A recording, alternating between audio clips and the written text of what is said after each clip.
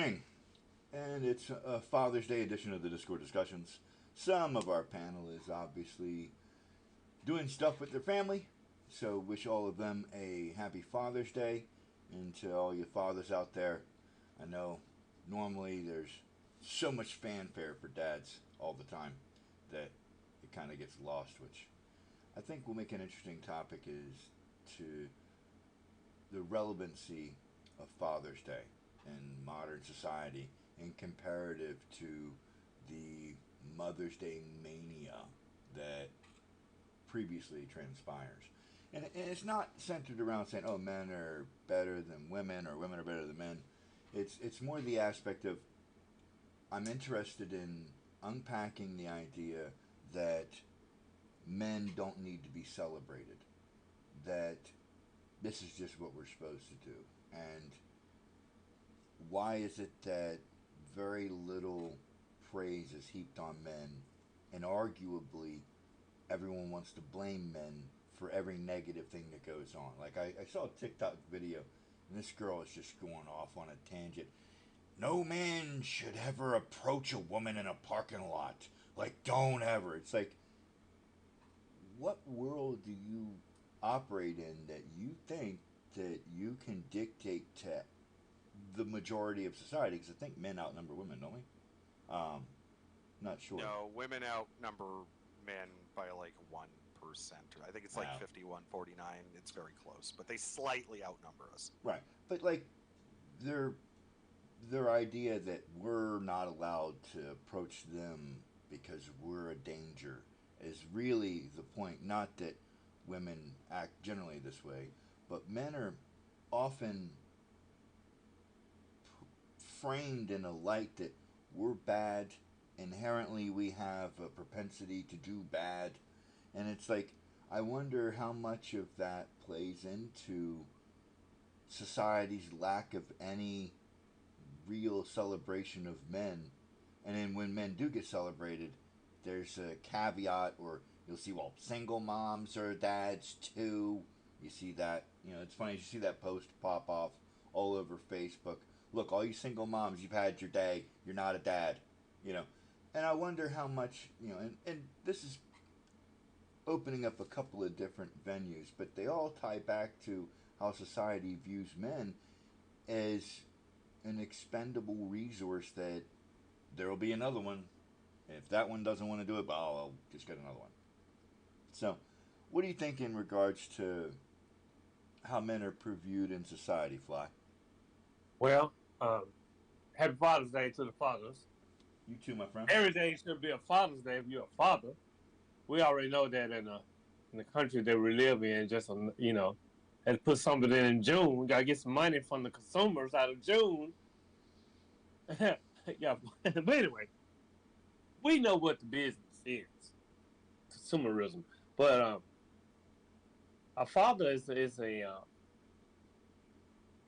person or a man who Man, take care. definition. Father has to be Man, male.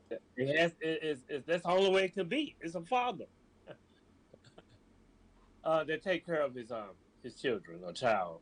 And there's all we can't leave out the men that stepped up and took care of somebody Even else's even job. even stepfather, even a Yeah. stepfather stepped in when the natural or the biological father didn't step up. So it might be Um, safe to say that a father not necessarily indicates the biology, but an individual that who's in that takes. child's life, man, who steps in on the male energy side, who steps in and help raise that child. Fair enough. Male, father, male. Okay. What do you think, Phil? Phil, you're muted. Or you might still be muted. There Yeah, I you go. think you hit on the primary point, which is a masculine role model. Um, and you could kind of go all over the place with that one, but I think that's the epitome of what a father is. We're not trying to define what is a man. Yeah. But a father is a unique individual because you can be male and not a father. Correct. All right, Chris, what do you think there, wild man? Oh, just been noting away here. I guess there's to me one of the thoughts I've had just listening is um, it's interesting how on Father's Day, which isn't as intensely celebrated as Mother's Day. Oh, not even I close. think not even close. Yeah, it's not even remotely close. Um, it and the intensity of the celebration differences, I think, suggest. And you can infer a bunch of things, but I think bias is pretty obvious.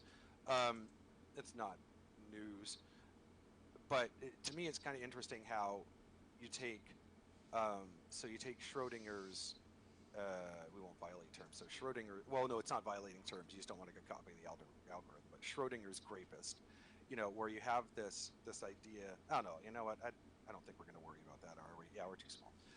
Schrodinger's rapist. This idea where you have that like the fear of all men, and to be clear, like Schrodinger's rapist, that article is very central to a lot of this thinking. The leftists and feminists will reference that article all the time because it's just like the most easy to digest kind of what would you say, invocation of that principle that all men have the potential to be murderers and criminals and rapists and all this other thing.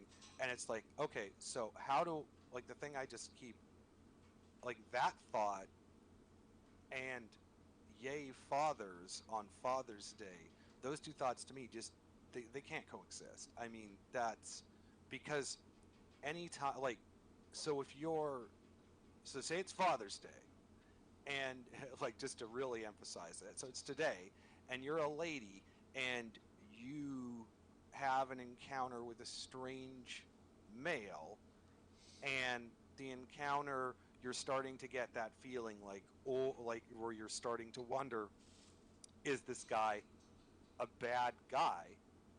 And you think about the article Schrodinger's rapist, and you're like, well, any guy could be a bad guy. Okay, but how about all these fathers on Father's Day? All these guys who are getting celebrated, all the good dads. So you're telling me all those good dads, all those guys that are being celebrated by all the women in their lives, all those women, are they clueless in some sense to the potential that Danger. this good man in their life is still could still, like, just, he's walking through a back alley and some young lady's walking through a back alley and they encounter, and he's like, oh, I'm gonna do it. Like they really think that every male. Okay, well, if every male has that potential, then why are you, like, how can every male have that potential and you're still celebrating fathers? And to some woman who's paranoid about the man, well, why couldn't he just be like, instead of thinking why maybe he's a potential criminal, and criminals are a relatively small subset of the population, why wouldn't it be a little more logical to think, oh, he's probably a good dad? Because on Father's Day, we act as though every frickin' guy is a good dad. And so, I mean, to me, there's just some kind of, like, I think Father's Day, there's some kind of collision between, all of a sudden on Father's Day, society is like pro guy, yay, For a day. men, but for one day, and not that loudly, like at a tenth the volume of Mother's Day. Well, how much? Okay, so But Phil. then the other days of the year, Yeah, it's I know. right back To rapist. So I don't know. Yeah, so to me, it feels very hollow, very forced. Like, yeah. I wonder what the revenue. Hey, Phil, if you get a chance, Yes. you're my Googler, as it were. What's the revenue pull on Mother's Day versus Father's Day? Like, Yeah, for like commercial businesses and stuff. yeah, like, because every mom gets taken out to dinner, right? Because they'll track it, like they track Christmas, so they'll absolutely track this. Oh, God, yeah, that's a good question. I bet it's like, I bet it's like at least 5 times. I bet Let's it's find probably out. closer to 10. You think? I'll throw it out there. Why not? I have nothing to base those numbers on, purely by feeling. We're making it up. Well, okay, put it this way. I worked in London Drugs for 5 years, and I worked in Whole Foods for 2, stocking shelves and doing all that stuff. And, I mean, the Mother's Day... Displays Mother's are Day huge. versus... Yeah, the displays The roses. you put up, and the rush the rush of people you get, especially like the day before Mother's Day versus the day before Father's Day, where all the last minuters are getting it. There's no comparison. Like at least from my anecdote, from my Memory. fallible human memory, I've always remembered Mother's Day being way more What do you think, commercially Fly? significant. Man, it has to be at least 10 to 1. 10 to 1. That's interesting. We'll know momentarily when Phil comes up with the data. But so I was a server many years ago. I waited tables at Olive Garden, and the Father's Day crowd pales compared to the Mother's Day. Like Mother's Day, you're walking out with 250, no matter who you are, with 3 tables. Because the sheer volume of people coming in. So I think it's funny sitting here looking at these reports, and there seems to be a difference in opinion. I mean, granted, there's a disparity of 8 billion, but A Father's billion? Day, yeah, 8 billion. 8 billion difference. Yeah, but if you're looking on the total, like the grand scheme of things, Father's Day in 21 was 20.1 billion. Yeah. Okay. Women. Mother's Day. Mother's Day was 28.1 billion in 21. So to say that there's a disparity, yes. It's not nearly as big as I thought. I've got Right. up on the screen here from BBC. So the future And- question there would be, how much do actually men spend on themselves on Father's Day? That's a question. Ooh, that's an interesting thought. But also, I that's a know a good lot one. of good women out there spend a lot of money for their husband. Yeah. So there's like a question on both ends of the spectrum in my mind. Yeah, that's an interesting consideration too, because when you look at how we celebrate and who we celebrate, right? Mom is forefront always, and that's because mom's the bringer of life. But we seem to forget that we now have a lot of empirical evidence that the father's role in society way dwarfs the mother's role by a lot. Because without the dad, we get the level of criminality that we have now. When there was those 1950s dads that, come here, boy, we're gonna go learn how to do you some stuff. You can't be a useless male and my son at the same time. These men that were massively flawed. My stepdad's probably falling in that category, right? Massively flawed. Not once did he ever say, "Hey, son, I'm proud of you," right? That didn't come out of my dad's head. It was always, "Yeah, you need to do this better. You need to do this." In his mind, he's making me a better man, right? So his goal was not to make me feel good, but to make me a good, useful man. My dad educated me against my will for a great number of things. Like, he's like, "Come on, boy, we're going to do your mom's brakes." "Yeah, I don't want to." "Yeah, I don't care. You can't be stupid and my son at the same time." "Hey, we're going to go build a deck for your mom." "All right, let's go out back, start digging that hole, post hole." Boom. I learned how to build decks. And he's like, "Oh, yeah, your Uncle Dennis is doing a roof for your Aunt Betty. Let's go." So I'm up on a roof, tearing a roof off and learning how to put shingles down. And throughout my life, my dad forced me against my will to become very, very useful. Like, I can build and fix just about anything. And I don't want to say that's a natural talent, because I don't believe that to be the case, because my dad took the time to teach me. So that father, to me, that father is an individual that will grow their children and prune them. Dads aren't supposed to be this loving, "Oh, come here, son, you're the best." That's your mom. You go to your mom for that emotional support. Your dad's the one that's supposed to harden you. Because if you think about anything that's been forged, right? You're forged by trial, tribulation, and pain. Pain is weakness leaving the body. That you hear all these things when you're a kid from your dad that was like this super male, and it's like, okay, how do you not celebrate a guy that made you who you are today, right? And you look at the thought, like, I have 4 girls in my life. I've raised 2 personally and 3 that were not my children, 2 girls and 1 boy that I helped raise as they were going into the teen years. And, you know, my daughters come to me for various things, and they know they can always come to me and I'll defend them. So there's that intrinsic role that dad does. He's a teacher, he's a comforter, he's a defender, he's the decider. Generally, he's the head of the house. He's supposed to be. He does all the work, he does all the danger. And societally, without fathers, we collapse, and we're in the process of doing it now. And somehow, there's only one day that's marginally around to celebrate men. And I guess I wonder if that's intentional almost.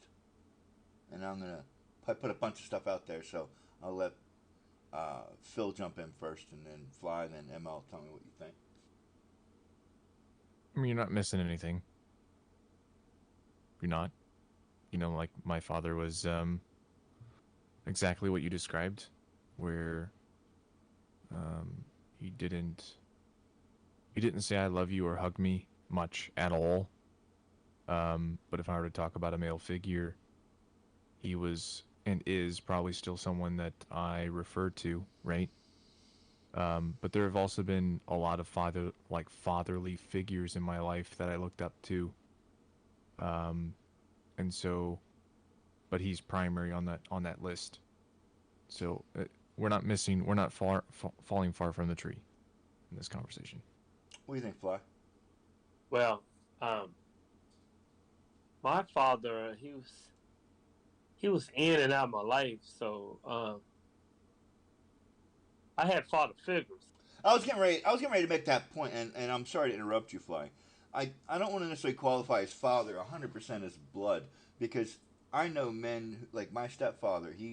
I call him my dad. Well, I brought that up I put it in the chat. Yeah. I said it's a possible point of tension where it's like we talk very positively, as I think as we should, about stepfathers who step in taking that role, but at the same time we're completely sympathetic and understanding to, I don't even want to say but, I should say and, with a question mark, like should it be a but?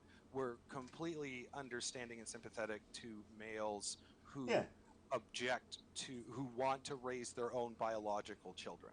Like it takes a real man to raise another man's child. I mean, think of that. Oh yeah. That's profound to me. Except that a lot of men who would consider themselves real men would say exactly the opposite with equal passion and conviction. Like they would say that a real man raises his own children. Like it would never. You know, well, you got to take the circumstances. He would. What if they're dead? Never allow himself to be unless he's dead. Like unless he's dead. Yeah. See, to so me, I think my dad, the extremes are the extremes in the middle. Is where the sense is. Yeah. Well, I buried my father on his 46th birthday when I was 18 for Christmas. That was my Christmas present at 18, as I got to bury my father. So, I don't necessarily disagree with you, Chris. I also think that you can look I wasn't making a proposition. Oh, no. I was saying, like, granddads are also an individual that come into play when it comes to, you know, you see these fatherless kids and you see a grandfather that comes in and, hey, I was raised by my granddad and he made me the guy I am today. So I think that we can take the term father and reaffirm that to male role model or male role model, because like it could be your pastor, it could be, you know, your next door neighbor that just engages with you. Hey, I'm going fishing, you want to go, Johnny? And he takes Johnny fishing, and you know, Johnny has a single mom, whatever. So I think the father is, it needs to, like, there's a few they've actually, I think, again, somebody could correct me, but I think that this has been studied and like categorized a bit, where it's like you can say what, like you can break down the fundamental attributes that the that the father, will just use the word father, but to denote really what we're talking about, and I think it's like a strong um, constant. So I think the Yeah, most Constance is a good answer. important, well, yeah, and I think it's the most important quality is that, like, so it can be an uncle, it can be a Yeah. grandfather, it can be your next door Yeah. neighbor, it can absolutely be Yeah. mom's new boyfriend, whoever it Well, is, as long as they're constant and and masculine and then all the other things. But the constancy is a let key, Fly and they finish. don't We even need to interrupted him. be Hold on. there. We Just finish interrupted the him. We Yeah, interrupted just let me him. finish the thought. I'm literally mid-sentence, Hank. I, Hold your you're horses. saying the same The over. Go ahead. I'm sorry. No, Please. No, I'm we're good. sorry. Oh, I've lost it now. All right. But yeah, Fly. that's I agree. I mean, because you know, I'm in the thought that a woman cannot. I mean, a woman can take a little boy and teach him so much, right? She can also teach him how a man's supposed to treat a woman. But no, it takes a man. He still needs that male, that masculine energy to know everything about himself. He needs someone with the same body parts, the same the same energy as him, and that understands him to show him the way, man, the right way. Yeah, and like you, Brian, I seen on TikTok what stepmothers talking about, Happy Father's Day to me. No, you can never be a father. You're a mother. Stay in your lane, Yeah. and but that's the world that we live in today. And not to bash on the feminine energy, but in this country they have so many blessings, man. They have countries who don't give a damn about their energy. They're like fourth class citizens, and so to just run over us as men, fathers, no matter what realm of a father that you play in that role with that child, hey man, let us have our flowers. Chris? Well, we've been just doing a giant psychological experiment, basically, well, on social slash psychological for the last, I don't know, whenever third wave feminism really started in the pill and all that sort of thing. So really, like kind of the late '60s, and just without, I mean, I guess you can see intention, and there are some forces that have been intentional about trying to disrupt the nuclear family. There's no question about that. I mean, they're right about it. There's lots of um, postmodernist and where postmodernism and communism come together. You get some Where the pretty state nasty becomes your ideas. dad, right? Well, yeah, the idea that, I mean, Marx talked about this, as did other like post-Marx communist philosophers talked about, in a very conscious way, talked about the the family being the largest threat to state control, because nothing, no, like, bonds that you could form based on, like, communistic, state commonality, can, however you describe that, can come anywhere close to the bonds that people form of family. And the communist philosophers were intelligent enough to see that, and then evil enough to think, well, how can we break those family? So if we break up the family, We can control the then, people. yeah, then we can control the people, because essentially that family Men impulse, stay that in the way. need, well, it's the need to have a family is built into us, and like, we're communal animals, we're social, and so that's where, as you say, with, in an absence of, you can call it the nuclear family is a stupid term. Just call it the family. In the absence of the family, um, yeah, the state comes in and says, "Well, we'll be your family." Well, that was the Marxist, that was the communists' theory.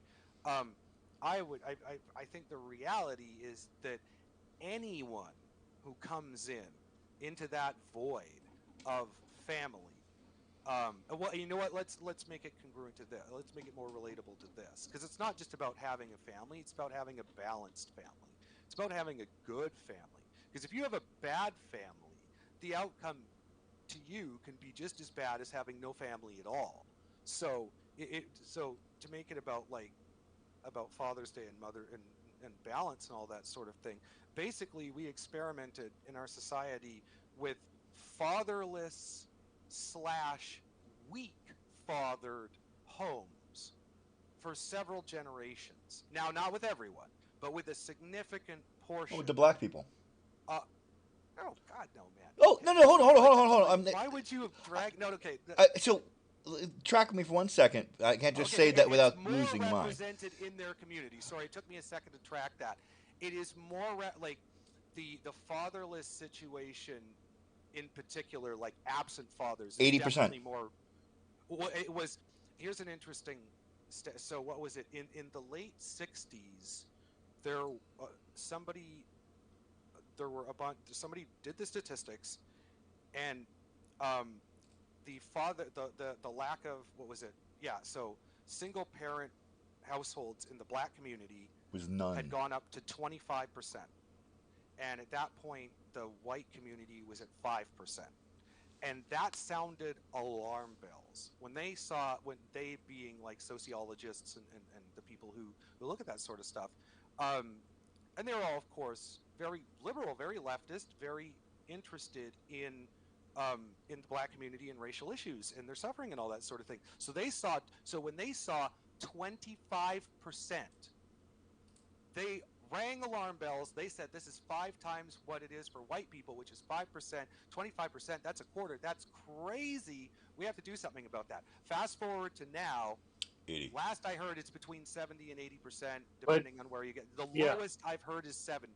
But they never done anything about it. They the one who created it. Hold on. So there was I saw. They created it. It was their creation to break up the black family. So it started in the '60s after the Black Power movement. Right. So actually, I saw a black woman on a reel talk about this exact issue, which is why I mentioned black people. She's like, these new cities they're talking about where you can't leave, right? Where everything will be in your pod, as it were, self-contained. Mm-hmm. Right. So the problem with that was, she goes, a car represents freedom. A gas car represents the ability to drive a little farther, get a little better paying job, and increase your marketability and get your family out of poverty. But what they did to the black community was create the city situation where they don't have to go far, everything's there, and they impoverished a lot of that culture, right? Not, again, I don't want to use malevolence as a thing that could be explained by stupid. And on this podcast, a lot of people have heard me say unintended consequences. And I think what the state did in the 80s with the child support laws, where they said, oh, we've got to mandate this, and the non-custodial parent can't live in the home if you get assistance from the state. Well, what group does that affect the most? Poor, right? That's white people and black people. They're all in the city or the trailer park, right?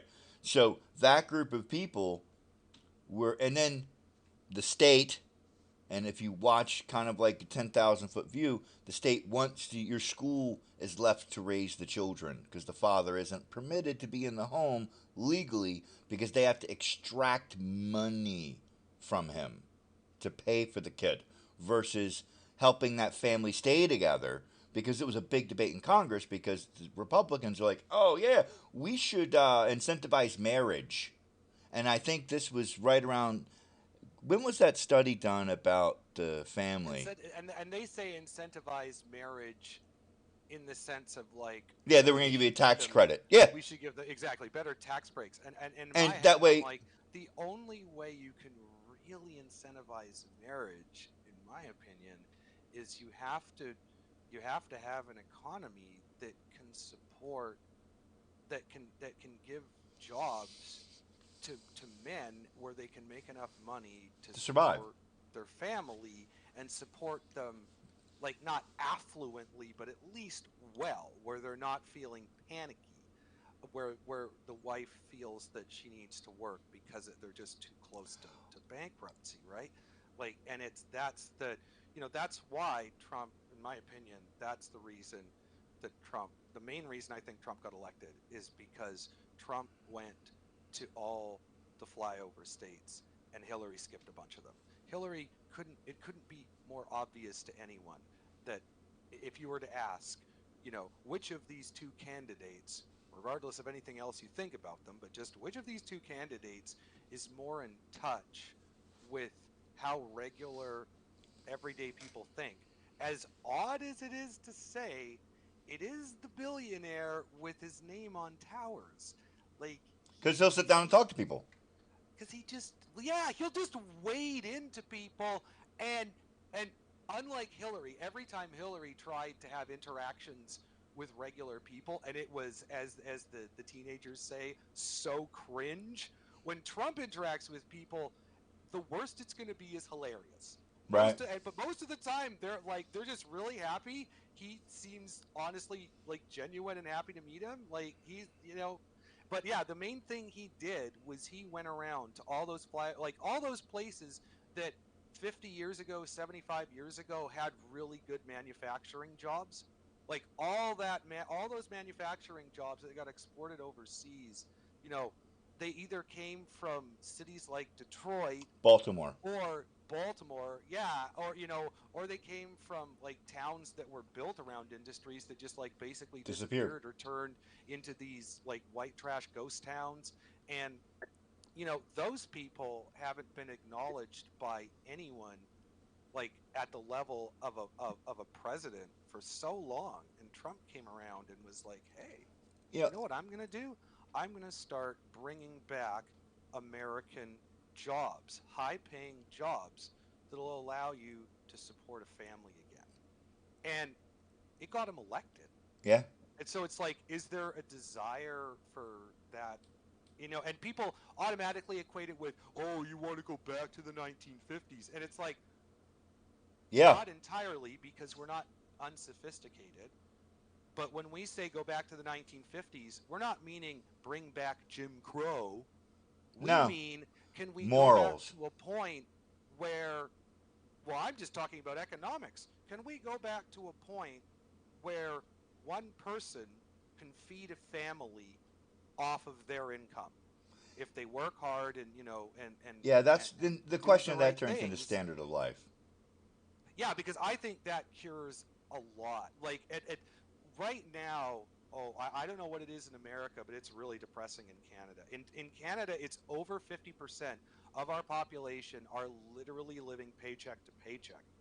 So in that sort of environment, it's very difficult to talk about like how much can you do with tax credits to make up for the fact that right now everyone is paycheck to pay. Everyone's working and everyone's paycheck to paycheck. Well, how is a few tax credits going to suddenly it's make not 50% of the population able to stay at home? Like it's not. It's just no way. You have to look. It's the economy. And Trump is, it's where I don't like him. I've never made any bones about that, but I'm a fair person and I give people credit when credit is due. And he had the right focus. He was looking at doing what it took. And that's why, to me, it was so crazy, just to finish this political rant, it was so crazy to me when Biden and the Biden administration had that big American electric vehicle makers conference, which I think to anyone is just words that mean Tesla, and then didn't invite Tesla, like, who has made more, like, how, I'd like to see somebody account it. How many, because, oh God, I saw an article in, I think it was business.com, talking about how much your average Tesla employee makes. Your average Tesla employee, like at the bottom level, is making between 86 and like 110. They are so well paid. Like, it's like Tesla and SpaceX. How many? And those are all American jobs, and they all pay enough to do it. Like you can do a family on 80K. If you don't think you can, then you just don't know how to budget. That's true. They're referring to what you just said there, ML, based upon a study done in 2020 by Charles Schwab. Whether you trust that source or not, I don't. But they're saying 59% of America lives paycheck to paycheck.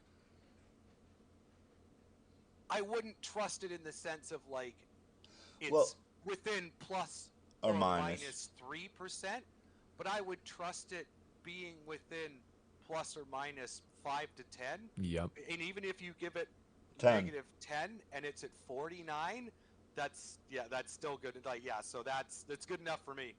And they weren't able to grab statistics post-pandemic. Yeah. It's also difficult. Like, it's self-reporting, right? It's totally self-reporting. So it's very subjective to measure. So you can't have expectations on getting like super hard numbers. You just have to make do with.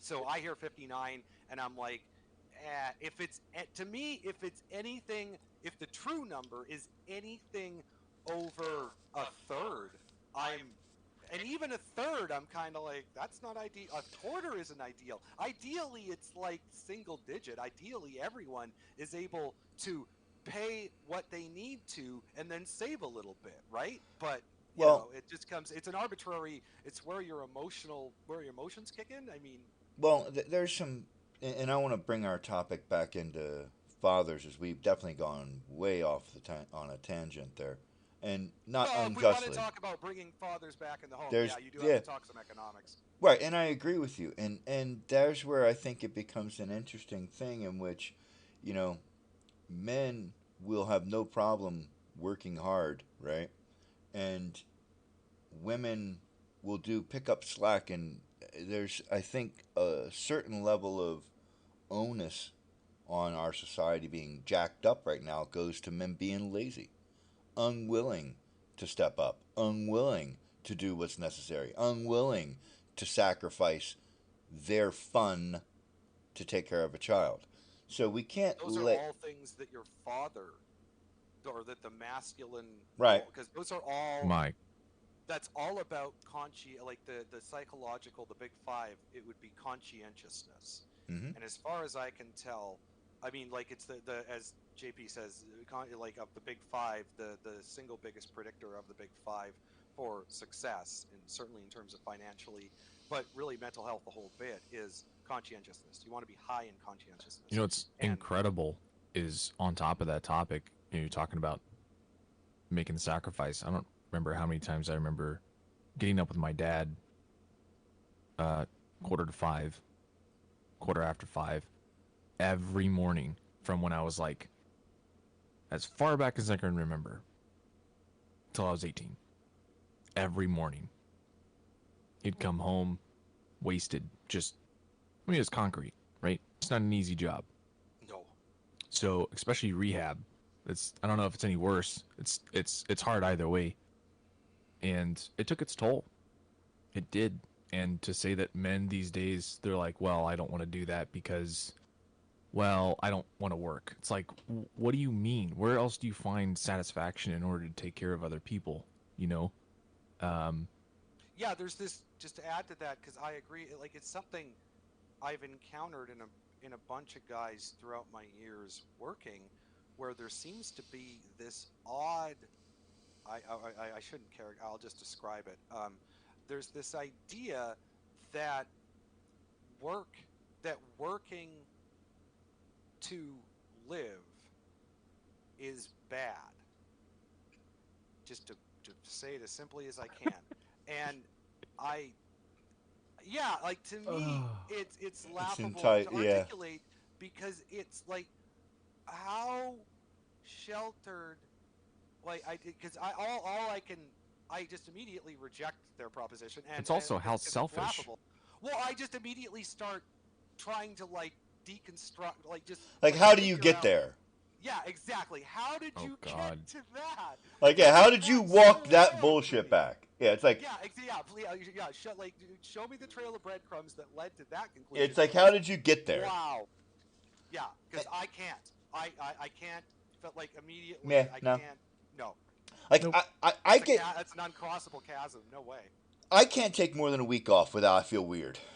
Well, like, ask anybody, any human being who existed 50 years ago and before, going back until it's debatable whether we were even humans, and you can get them to understand the idea, do you think that you have a right to live without working? Oh, they'll all look at you and laugh. And they would all, I mean, most of them probably wouldn't even be able to comprehend the idea, because they'd be thinking seriously. You know what, you'd probably have to introduce it to them first as a joke, Yeah. because they just wouldn't be able to, like, yeah, it's so. But there's a ton of people like that walking around now. They're all communists, as far as I can tell. They're all communists, and like when you really push them and drill down, it's like, because they're all anti-capitalist, and you ask them, because what's going to replace it? You just prod them until they say revolution, and then that means communism.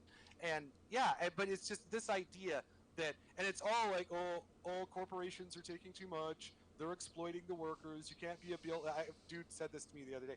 You can't be a billionaire without exploiting workers. Yeah. And Sure. I said, and this is coming from a dude who lives in a house that his parents bought for him, that he's staying in just to keep the property because they don't want to rent it out, and it's to take care of his ass because he doesn't pay rent, even though he makes like $50K a year, and he has like, so because of that, he has like every VR helmet there is. He has, like, he's a big tech guy. He has all these toys. He has a car. Like, he has savings the whole bit, and yet he will endlessly complain about how he is not content and how this is unjust and how it's all nonsense. And I'm like, I've said to him, like, do you not understand? Because he actually said one time the 1% and the 99%, and I just laughed and I said, dude, you are in the 1%. So am I. Like, if you're in the industrialized first world and you're making over $50,000 a year, you're not only in the top 1% of the world economically, it's in fractions. Yeah. So just like, and he's like, and then of course he does the thing that they all do, which is to do this childish, oh, so I'm not allowed to complain about anything because somebody has it worse than me. Now, there is a legitimate objection in there, because to say that nobody is allowed to suffer just because somebody else is having it a little bit worse is, of course, preposterous. But that's the extreme. The reasonable position is, before you start complaining, just examine the rest of the world briefly. Remember that there's this stereotype called first world problems. Yeah. And then maybe re-examine what you were going to say. But they just reject that. They're like, no, you're saying I can't complain at all. And I'm like, no, because by that, you're implying that I'm saying that right now is perfect, so any complaints are irrelevant. No, there's lots to complain about in the first world. There's lots we could be doing better. But to act as though there's no difference between your life here and some rice farmer in India or some guy in Bangladesh who takes apart ships on a beach and sleeps on a piece of ship steel. Like, any of those people would take your condition, including your mental illnesses and your anxiety and whatever else now, in a heartbeat over theirs, and you, if given their position, would die in about 3 hours, probably by your own hand. Well, I think there's a lot of people that can agree with the next statement I'm going to push forward, which is, again, toting back to working in construction. Ever since I was a kid, I worked in construction. That's all I remember until I was 17. Like, that was it. Like, I was homeschooled, so I dipped out of homeschool at like 12 years old, 11 years old. I didn't make it through high school, and so I worked with my dad year round. And when I wasn't working with my dad, we were out doing another project, and we're out doing these other projects, and all the people that I'm working with, coworkers, they're saying, well, it's just the longest day. It's 12 hours. It's horrid. I'm like, yeah, you have no idea. You have no idea. You've never been on top of a roof, tarring a roof at 105 degrees in Jefferson City, where it's 97% humidity. You might as well be raining. And you get up at 2:30 in the morning. You get out there at 4 a.m. You work until noon, because once it gets to noon, you can't hardly breathe. You drink about 4 liters of Gatorade. and you're wearing OSHA certified like apparel. So you got your over jacket, your helmet, your glasses, your mask. It's like, no, you don't understand. You don't understand. And there are people who have worked in similar environments and or greater environments than I have that can look at me and say, you don't know what you're talking about as well. There are people that work their ass off, and then you have people who are working a barista job for 8 hours going, oh, it's so difficult. And it's like, yes, relatively it is difficult, right? Because they don't know anything harder than that. And so there's a tensile of willpower, 1, 2, knowing what could be, and 3, having the experience of doing something that is actually hard. Now, on the scale, it's relative. So, but they don't see their own potential. That's what they should. Well, it's the same reason of like you go see these indie movies. Their barista movie. Dude. They see that they do their barista job, Mm-hmm. and then they hear about the guy with the super hard construction job, and their thought incorrectly is, I couldn't do that. And now, what they should be thinking, if they were logical and if they had any sort of optimism, is I couldn't do that right now, but give me some time and I could do that. Like, you just throw a barista into a construction job and say, you can't leave, this is your job now, he'll toughen up. well, I did. I did construction for 6 months. That's also along the same. And afterwards, I was decently, like, I knew how to use my body far more efficiently in terms of strength and everything else than I did before that, and interacting with a bunch of rough and tumble construction workers. I thought it was really it was good. It was really Yeah. good for me as a Well, there's man. also, like, oh yeah, I don't want to keep I ripping on needed it. I don't want to rip on baristas, but I'll go back to my previous. I was a barista. Rip away. Yeah, I was one well, for a year and a half. I'm just gonna go back to where I'm standing, which is in a creative realm, right? When you do narrative media or any kind of media creation, a lot of people will create their short films and they'll say, "Well, this is good," right? And they'll push it forward, and everybody says, "This is great." They pat them on the back, and then I'm standing over in the corner, and my brothers were like, "No, it's not even close. Like, compare it to X, Y, and Z. It's not even close." They're like, "Well, that's not the point. We didn't have like $50 million worth of budget." It's like, it's not the point. You need to know what's acceptable and what's unacceptable. And I think my dad was one that said, like, we would rake concrete, rake rock, dude. He was perfect at it. Would get it level every single time.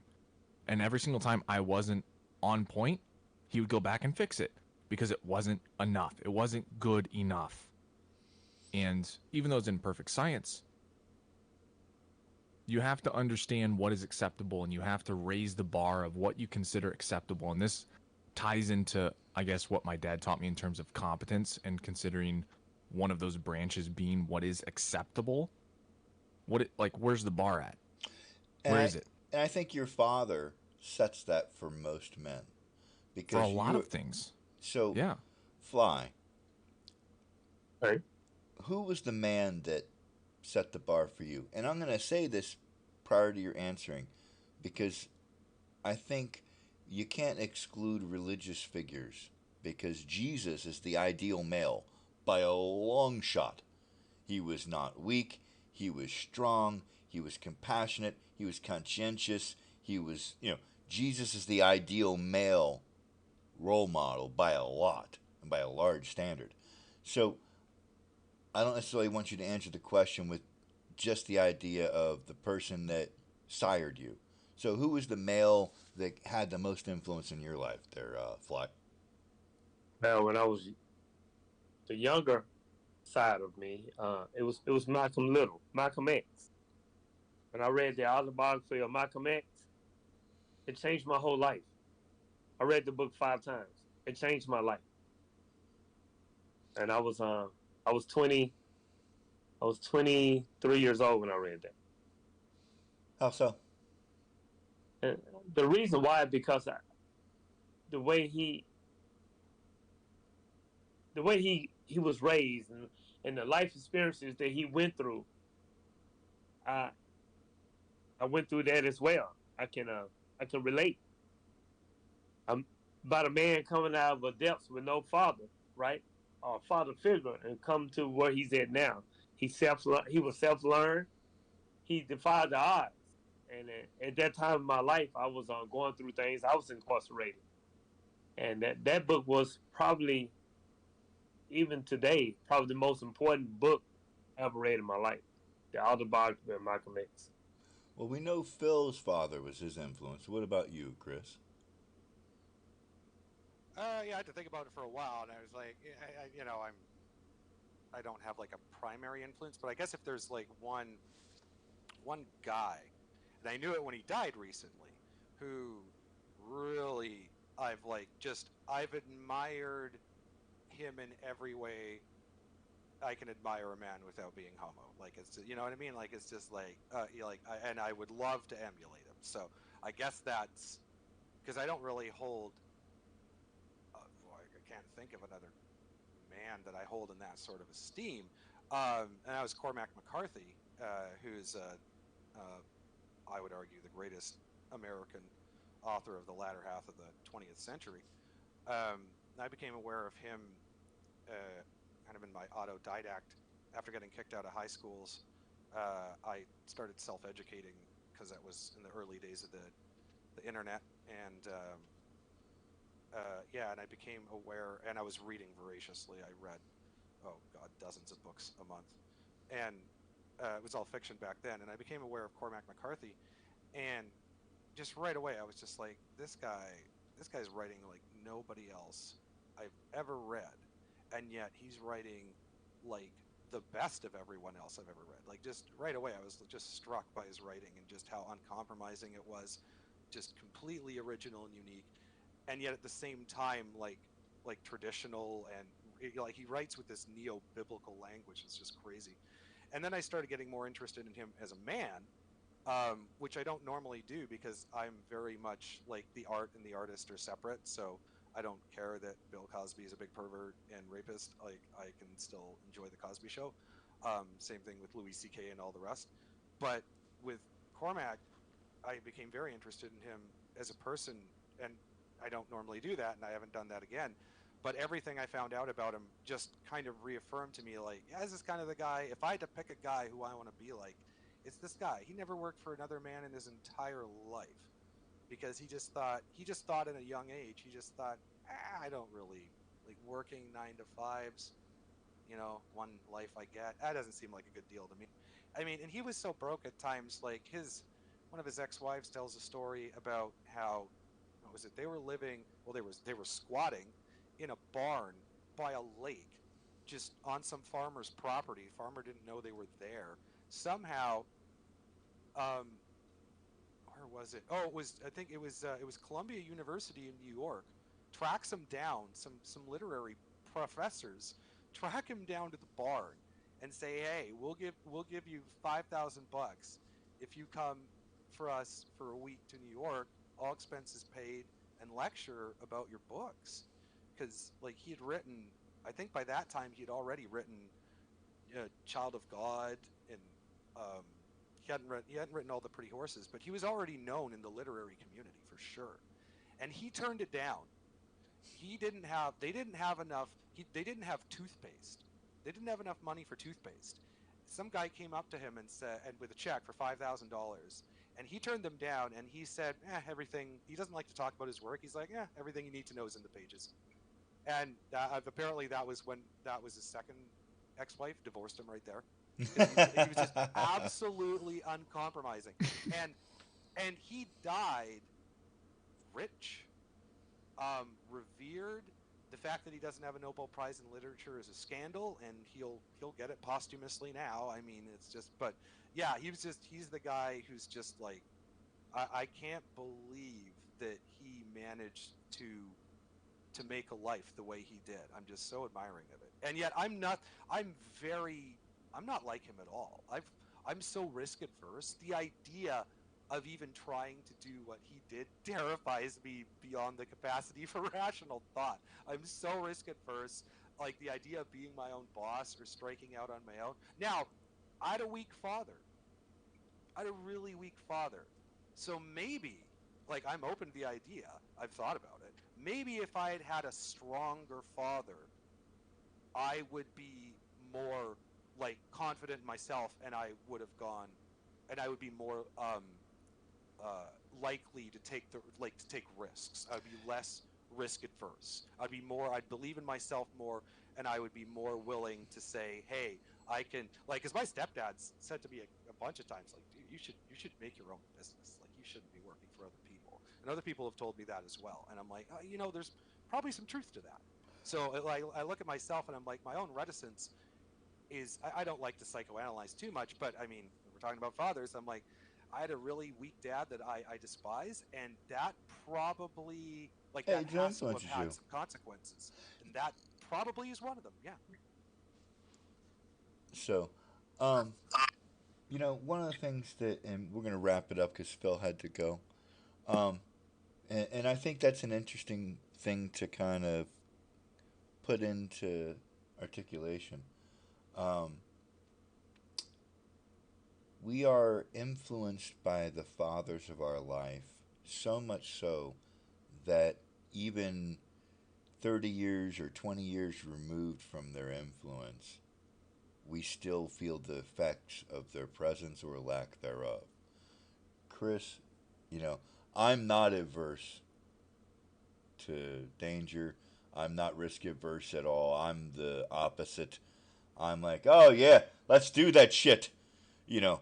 And I know that part of that is that my dad, and it's interesting, is like, I talk about this regularly and the difference in men from my parents' generation to my generation to the next generation. My dad would never pay somebody to do something that he could do himself because to him that was a assault on being a man. I would never do something that I don't want to do that I can pay someone to do. So I am happily completely content to pay somebody to do something I don't want to do. That my dad would be despondent about the fact that I would pay somebody to cut my grass, right? So he's like, "What's wrong with you? You can cut your own grass, you know." But it's more like, okay, it's 100 degrees out in Texas for 3 months out of the year. No, I can pay $30 and have that shit done. That $30 is worth way less to me than being, in 100-degree weather, dying, But Well, and on, you can tell your dad, you know, I'm giving some kid $30 to mow my lawn. I'm helping some kid out. well, Like, it's it. and it saves me from sweating my ass off. I've already done that for 20 years. Now I'm in a position where I can help some kid out and he can sweat it out for Right, me. and He makes some money and I get to stay cool. Like, it's. but I'm It's I'm it's not it's it's talking like people about who the move spot. their own. It's like Yeah, people who I move know. their own stuff I get when it. they're in their 40s and 50s, just because they insist on saving the money, even though they clearly have the money to hire movers. I don't have a lot of use for those people. I'm just like, hire the movers. At your age and station, So, to me, there's a lack of dignity in not doing that. well, I think that it's interesting the the evolution of what men are acceptable with pushing off onto others or other men, right? So I think there's a cultural change over time, or an evolution, as it were, of father. And I think right now we have reached a very dangerous place where fathers are being written out of society. Their value is not being presented, and they're being previewed in the most negative light possible versus looking at all the positive things that men bring to the world. Because there's one thing that I would say is universal about men. If you accuse a man of cheating who's honest, eventually he'll cheat. If you accuse a man who works hard of being lazy, he'll become lazy. Men are very self fulfilling, prophetic type people, in my estimation. There is the outlier on both sides of that. A guy that can't be moved in his determination, and a guy that has none. But the majority of men will perform to the expectations of the people around them. And that standard, I believe, is set by your father. And I can't think any more valuable task that a man can do than to inspire the men that he created or the men that he is around to be the best man that they could possibly be. And whatever that looks like within their own limitations as a human being. And I think that's a pretty good measurement of a man. What do you think there, Fly? Hey man, what you just said, I totally agree. Especially in today's time, because um, the male, they are making the male more feminine now. Mm-hmm. Society, and it's like it's a war on men to be more feminine, and that's where all the you know same sex and all this stuff that they are promoting today. It's like they trying to take us out of the equation. And yes, men are men for a reason. It's a reason why we're born with X and Y chromosomes. So it's a reason. Well, a woman is born X and X.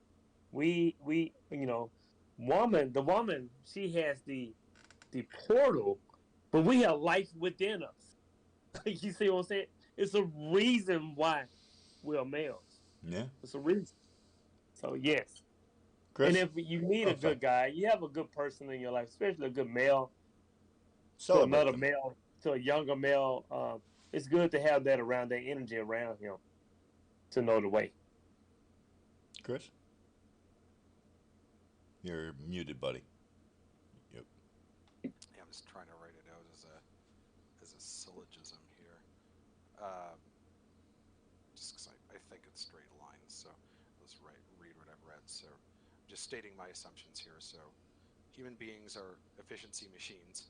So, basically, this just means that, and this isn't human beings. This is like all organisms that evolve will adapt to suit their circumstances to maximum efficiency. So, that means, for example, that it's why our muscles atrophy, where our Mm-hmm. bodies are not going to maintain masses of muscle that we don't have a need for. Um, and of course, it works in the inverse as well. And so, assumption number two, human beings react to an increase in the difficulty of the circumstances by growing stronger. So, both psychologically and physically. So, where that carries over into the home is assumption three, in the home, the mother. And so, we're just using mother as kind of like a placeholder for whatever the like feminine, nurturing maternal presence, um, comforts and cares and makes the environment in the home gentler and easier. Um, and then conversely, in the home, the father challenges and judges, which makes the environment tougher. And the tougher, and then the final assumption, I guess this would no, this would be the conclusion actually. So the conclusion would be the tougher environment made by the father provokes growth in the child, so in response to that, sort of like the way muscle, well, I Mm-hmm. think it's exact, I don't think it's I don't think it's a metaphor or an analogy. I think it's the same mechanism, same way that muscles grow stronger in response to damage from overuse.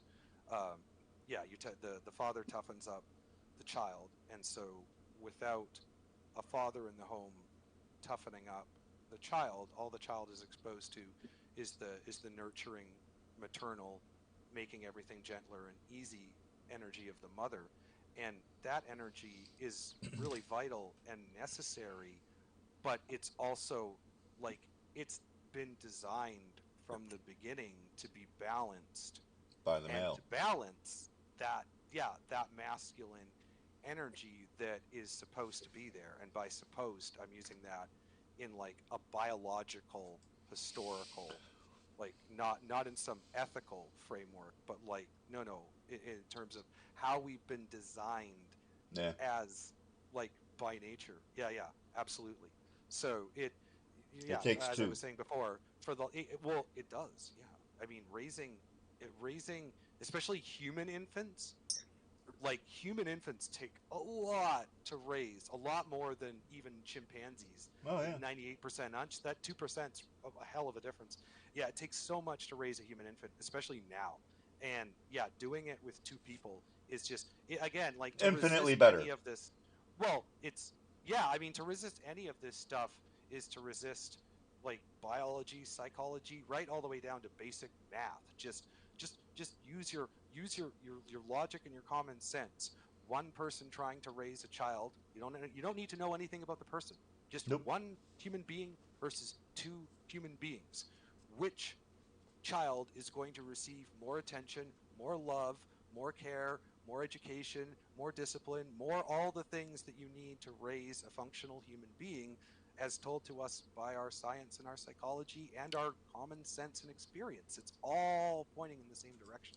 So, yeah, the lack of like I can see it in myself, I can see it in my sister, I can see it in the people around me. I can just tell. Like you can tell. I think maybe not 100%, but pretty darn close to it. You can tell the people that have had, like the way Phil, for example, carries himself in these conversations. Is anyone shocked that he had a strong masculine role model? No, he's It, 24 and he can hang with it 45 would year old be men. shocking if he didn't. Yeah. If he told me a Sure. Right. story where he never had a strong masculine role model in his life, I wouldn't know how to process that. Because I'm like, well, then where did your obvious confidence and competence and conscientiousness come from? I don't understand it. And yeah, no, so it's Yeah. a fair, like if you see people like him, you can pretty much know, hey, when, and women too, I've read so Tina This is the Fey, conclusion. we'll make this the conclusion. Tina Fey, because just to make it like, equal. Tina, or just to make it clear that fathers are good for daughters too. Oh yeah. Tina Fey, who everyone knows, 30 Oh, Rock, yeah, she's SNL, blah blah hilarious. blah. I think she's actually hilarious. I don't say things that I don't mean. She's hilarious. I bought her book Bossy Pants for my mom for Mother's Day years ago, and I read it in the parking lot of the chapters that I bought it from, and then I drove home and gave it to her. And because I knew, because I just read the back and I was like, oh, I want to read this. And her entire second chapter of the book she dedicates to her father. And her father, she says, I'm quoting this pretty much from memory because I've read it so many times. I just love hearing, particularly women, talk about their strong role model dads. I like everyone talking about that. It's good to hear. And she said, her dad was a firefighter. Her dad was a Vietnam veteran. He was very tall, very masculine guy. She has a picture of him in there, and he looks like Hunter S. Thompson, to be honest. Like it's really funny. And she just says that like even when she was on 30 Rock, even when she was on SNL, like her dad would come in and just hang with her on the set. And her dad would be meeting like, well, I can't remember the guy, the guy who runs SNL. He'd be meeting all like Alec Baldwin. He'd be meeting all these big time movie stars. But she said that she noticed that all these big time, big ego males, when they met her dad, she said they would all stand down. They would all just, she said like Alec Baldwin, and Alec Baldwin's like, that's a very masculine man, whatever you think about his other failings. She said he gave her dad a real long, hard look and shook his hand and said, "So that's your dad, huh?"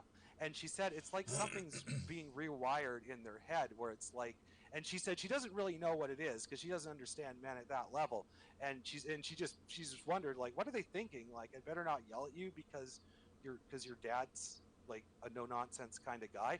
And she just said like, she just boiled it down to, and I'll end on this. She said, I have a high standard of expectation for the men in my life because that standard was set by my father. And yeah, and she even makes fun of like some of his little picadillos and stuff like that. And but she's never disrespectful. Like she ended it at the end by talking about how, because she has a scar on her cheek, um, and that scar is from when she was slashed in the face by some crazy person, like an adult, when she was 8 years old, and and she ran to her father, and her father, was driving her to the hospital, with her on his lap, and she looked up to him and asked if she was gonna die, and his response was, "Don't talk." And I was just like, that's just, yeah. And she was like, yeah. And she said, so I understand he doesn't come from this touchy feely, like you're gonna be okay, their generation. But then look how she turned out. Oh yeah. Oh, and by the way, she's happily married for years with kids, and she's this total boss babe who's made her own life, and yeah, it's just, and she absolutely loves and respects her dad. So yeah, a good father, I think, is Very important. Very important. very important. I'll end there. So Very important.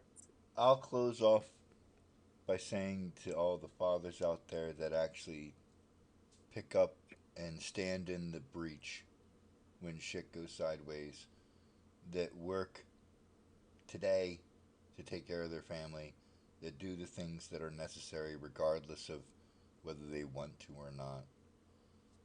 I tip my hat to you and understand that you make the world a better place. And know that as much as we try to be inclusionary of most opinions when we discuss stuff, I think men need to, every now and again, recognize each other. And that's something that I would like to encourage men to do as a general rule.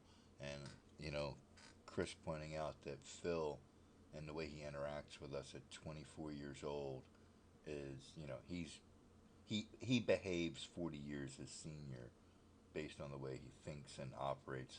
And the only thing you can attribute that to is a great dad.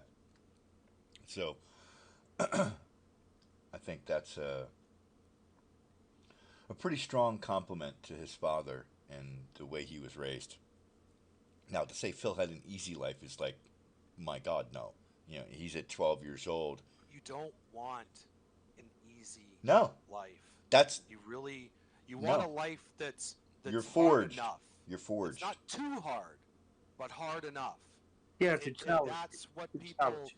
we've gone so far in that opposite direction Yeah. of make everything safe, make everything gentle, make everything not dangerous, that now the environment we are in does not provoke us to grow Yeah. either psychologically or physically at all. And the rest of the world, which we in the West like to just pretend doesn't exist so much, the Yeah. rest of the world is not No, they work doing hard. this. They're still working hard. Their men are still very masculine. Very And nice.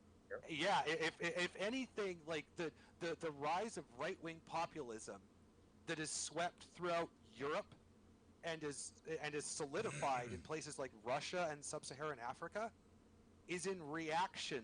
Like they watched us run the experiment and they all nodded to themselves and said, "See, I knew we were doing it right. We should keep doing it our way even more so." We've convinced no one. Yep. It's Well, amazing, man, because I have my 14-year-old son for the weekend. He's with me this weekend, and we get up this morning around 8ish, and had a little protein shake and all that, and he went to the gym with me, and he did one of my hardest workouts with me. It lasted about an hour and Good for 15 him. minutes. My 14-year-old, and we did a push and pull routine. He did the whole thing with me, and I was talking, giving him a little advice between workouts and all that, and he was trying to get the heavier weight. I said, it's not how much you lift; it's about doing it correctly. Who cares about how much you lifting? It's about doing it correctly. yep. He did the whole routine with me, man. That touched my heart, man.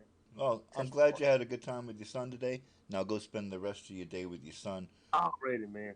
Thank Tell you, him to stay everyone. away from SARMs. So, People will tell him that it's not steroids, which is true, but still stay away from it, I man. will.